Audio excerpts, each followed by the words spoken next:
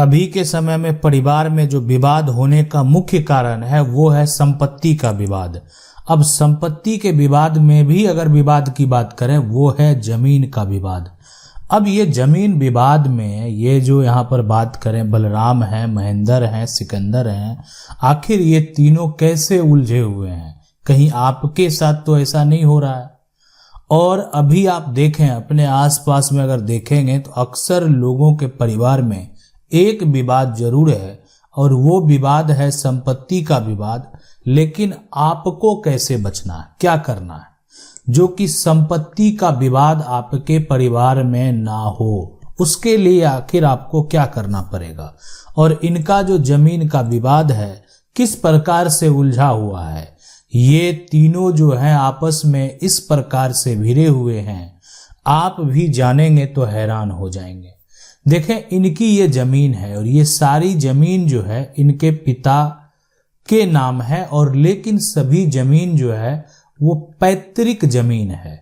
मैं आपको बता दूं, पैतृक जमीन का मतलब ये हुआ कि इनके पिता के द्वारा ये जमीन खरीदा नहीं गया है, इनको भी अपने पूर्वज से ये जमीन प्राप्त हुआ है। और जब इस पिता की मृत्यु हो जाती है तो इसके उत्तराधिकारी ये तीनों उनके बच्चे होंगे। लेकिन अब तो इनमें विवाद चल रहा है, इनको क्या करना चाहिए? अब ये इनका विवाद किस प्रकार का है? कहीं आप भी इस तरह के विवाद में तो नहीं उलझे हुए हैं? तो आपको क्या करना चाहिए ताकि ये सारा विवाद खत्म हो जाए?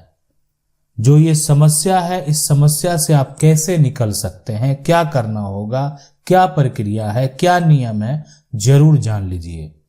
देखें, अगर आपके पास भी कोई भी पैतृक संपत्ति है और आपके परिवार में सबसे पहले विवाद है या विवाद नहीं है, दो केस तो होगा ही, या तो कोई भी विवाद नहीं है या बहुत बड़ा विवाद है। तो आपको करना क्या है?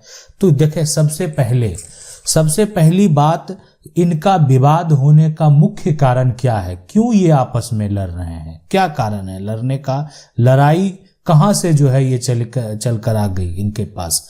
तो देखें कहीं से लड़ाई आया नहीं है, लड़ाई इनके आपस के मतभेद का है। और उसमें से कोई एक ऐसा व्यक्ति है जिनको लालच है। लालच कहने का मतलब है वो अब संपत्ति, जो कीमती संपत्ति है, पिता की कीमती संपत्ति है, अब एक भाई है वो वर्चस्व वाला है, हड़पना चाहता है। उसको लगता है इसको अगर हम ले लेंगे तो इसकी कीमत काफी अच्छी है, हमको प्राप्त होगी, और वो अपना पूरा शेयर, पूरा हक जो है वो लेना चाहता है। मैं आपको बता दूं, इसमें सबसे पहले विवाद का जो मेन कारण यही है। अब इसमें जो सबसे मेन होता है, बड़ा होता है, या जो भी कहें वर्चस्व वाला होता है। अब क्या हुआ कि एक टुकड़े को बेच दिया गया जिसमें भाई की सहमति नहीं ली गई। यानी कहने का मतलब बिना पूछे, परिवार ज्वाइंट था और बिना पूछे संपत्ति को बेच देना एक विवाद का कारण बन गया।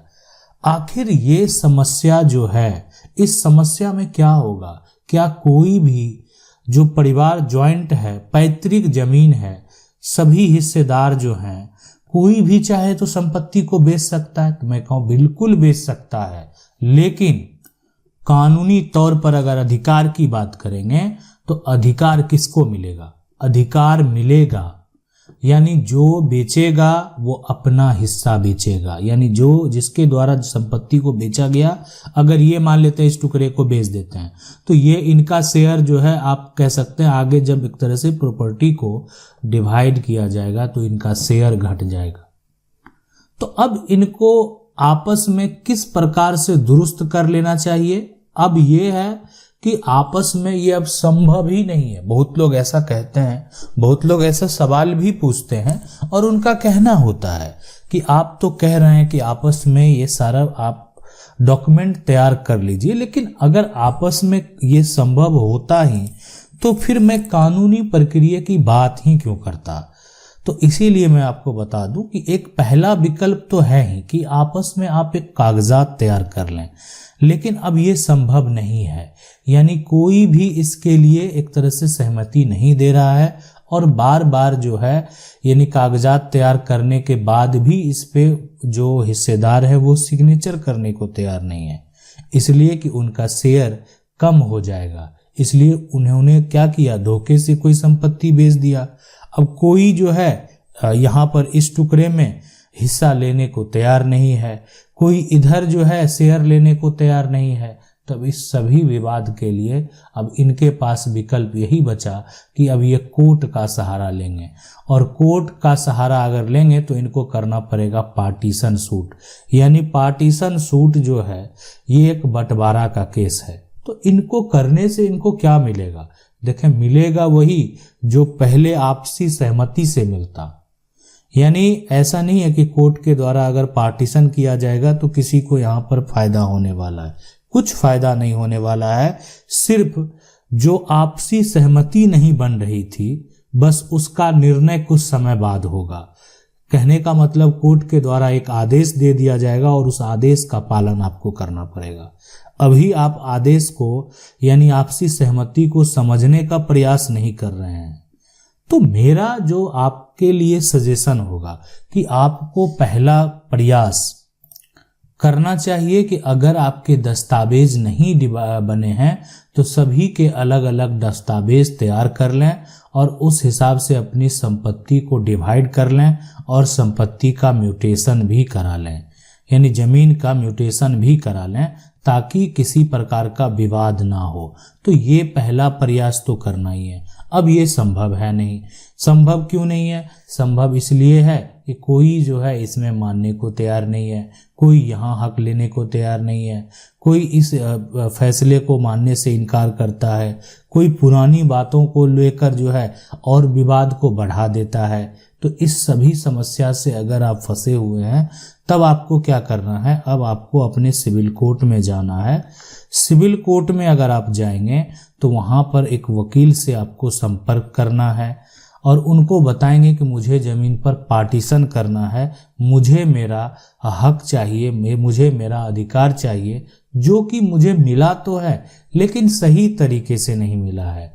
अब है कि बहुत लोगों का ये दलील होता है कि जो मुझे हक मिला है उसके अलावा मान लेते हैं अब ये जो टुकड़ा है इसमें सही तरीके से हक नहीं मिला, तो इसमें अगर सही तरीके से हक नहीं मिला तो बहुत लोग इसका दावा करते हैं सिर्फ।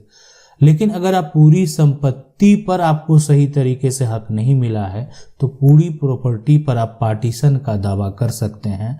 और पार्टीशन का दावा करेंगे तो इसमें आपको अपने ही जमीन का, जो आपके पास जमीन है, तो जमीन का एक तरह से पूरा विवरण जो है ना, विवरण, और साथ में यहाँ पर एक वंशावली जो कि ये साबित करेगा कि आप परिवार के उत्तराधिकारी हैं। तीसरा, अगर मान लेते हैं जमीन का पूरा विवरण में हो सकता है कि अगर आपके पास खतियान है ना, आपके पास किसी प्रकार की कोई रजिस्ट्री है ना, ये या अन्य कोई इन्फॉर्मेशन है जो कि आप यहाँ पर जमीन के विवरण में दे सकते हैं।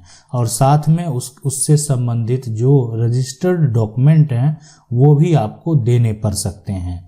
इसके अलावे यानी ये सभी दस्तावेज जो है वंशावली देने के बाद जो है आपका केस क्या होगा, दर्ज हो जाएगा।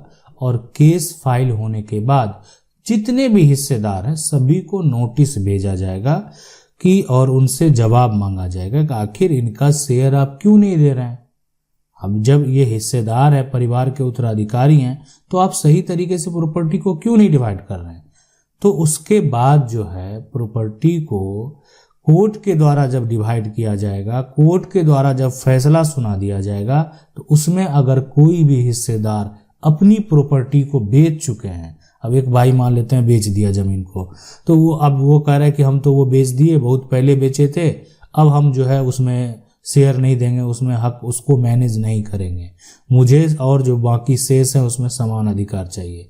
तो ऐसा उसके साथ नहीं होने वाला। अगर कोई भी पिता के द्वारा अगर बेचा गया होता तो इसका मतलब वो ज्वाइंट में प्रॉपर्टी चला जाता। लेकिन अगर कोई एक भाई संपत्ति को बेचा है तो वो भाई सिर्फ अपना शेयर बेचा है, जो उसका अपना हक है सिर्फ वो बेचा है। और यहाँ पर कोर्ट के द्वारा जो फैसला होगा यानी आपका जो फाइनल जजमेंट आएगा उसमें इस व्यक्ति को संपत्ति कम प्राप्त होगा कोर्ट से, इसीलिए इस व्यक्ति ने अपनी संपत्ति को पहले बेच दिया है। अपने हिस्से को पहले बेच दिया है। तो इस तरीके से आप अपने विवाद को खत्म कर सकते हैं। यानी आपको अपने विवाद से बचने के लिए, अपने विवाद में और कोई बड़ा विवाद ना उत्पन्न ले ले, इससे बचने के लिए यह आपके लिए एक बेहतर विकल्प है। आशा करते हैं वीडियो अच्छा लगा होगा। वीडियो को लाइक जरूर कर दें। चैनल को पहली बार देख रहे हैं, सब्सक्राइब करके जो बेल आइकन है उसको जरूर दबा लें। मिलते हैं अगली वीडियो में, तब तक के लिए जय हिंद।